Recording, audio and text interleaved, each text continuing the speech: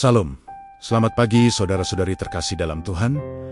Renungan pagi hari ini akan kita mulai dari Daniel 2 ayat 21. Dia mengubah saat dan waktu, dia memecat raja dan mengangkat raja. Dan dari 1 Timotius 2 ayat 1 sampai 2. Pertama-tama aku menasihatkan, naikkanlah permohonan, doa syafaat, dan ucapan syukur untuk semua orang, untuk raja-raja, dan untuk semua pembesar. Judul renungan kita hari ini adalah Pemimpin yang berakar pada teladan Kristus.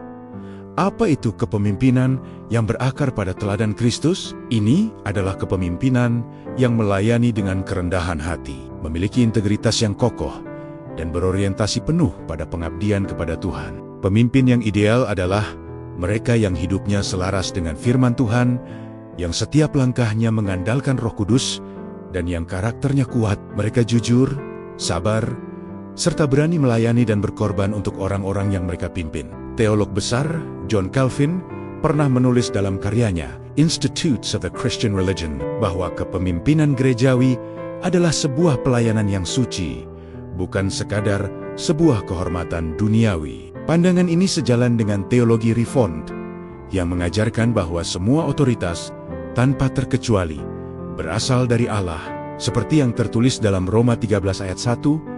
Karena itu, setiap pemimpin harus memerintah sebagai hamba, bukan sebagai penguasa yang semena-mena. Pengakuan akan kedaulatan Allah ini juga ditegaskan dalam Daniel 2 ayat 21. Ayat ini menunjukkan bahwa Allah adalah penguasa mutlak atas waktu, sejarah, dan seluruh kehidupan manusia. Dialah yang berkuasa mengangkat dan menurunkan para raja, serta memberikan hikmat kepada siapapun yang Ia kehendaki. Jadi, hal terpenting yang harus dimiliki oleh seorang pemimpin adalah kepercayaan penuh kepada Tuhan.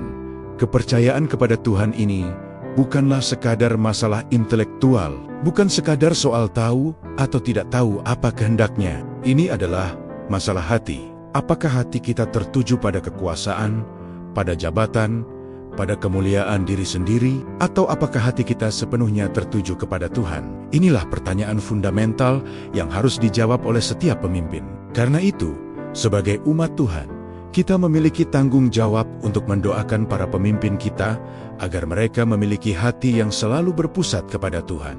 Dalam 1 Timotius 2 ayat 1-2, Rasul Paulus menekankan bahwa doa bagi semua orang, terutama bagi para pemimpin, adalah hal yang pertama-tama, sebuah prioritas utama.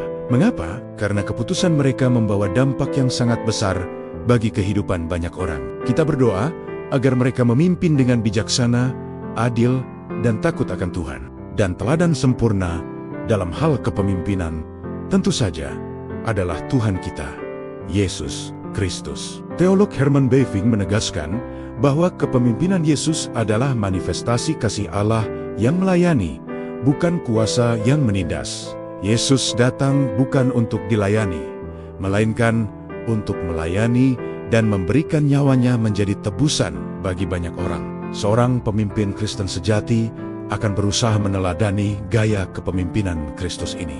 Ia akan mengasihi umatnya, ikut menanggung penderitaan mereka, dan yang terpenting, membawa mereka semakin dekat kepada Allah. Mari kita tutup renungan ini dengan berdoa bersama. Tuhan Bapa di surga, kami datang ke hadapan-Mu dengan penuh kerendahan hati. Kami berdoa secara khusus bagi para pemimpin kami, baik di dalam gereja, masyarakat maupun bangsa dan negara. Berikanlah hikmat dan kebijaksanaan surgawi bagi mereka untuk memimpin kami semua. Jadikanlah Kristus sebagai teladan utama bagi setiap pemimpin, sehingga mereka dapat memimpin dengan kasih dan keadilan yang berasal dari Engkau. Bimbinglah langkah mereka ya Tuhan, agar setiap keputusan yang mereka ambil dapat membawa kemuliaan bagi nama-Mu dan kebaikan bagi umat-Mu. Di dalam nama Tuhan Yesus Kristus, kami berdoa dan mengucap syukur. Amin. Terima kasih telah bergabung dalam renungan pagi ini. Kiranya Tuhan memberkati kita semua. Jangan lupa untuk subscribe dan bagikan video ini agar menjadi berkat bagi lebih banyak orang. Sampai jumpa.